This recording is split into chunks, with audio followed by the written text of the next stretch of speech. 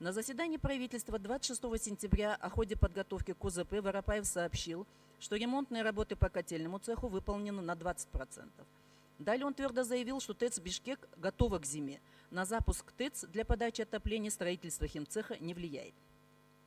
Основная модернизация ТЭЦ и дополнительное строительство химцеха производилось и производится без ТО, как будто строили и строят, я извиняюсь, коровник-кошарным методом. Это чревато тем, что возможно технические и технологические несоответствия работы новой системы химцеха, а также функционирования старой и новой модернизированной частей ТЭЦ.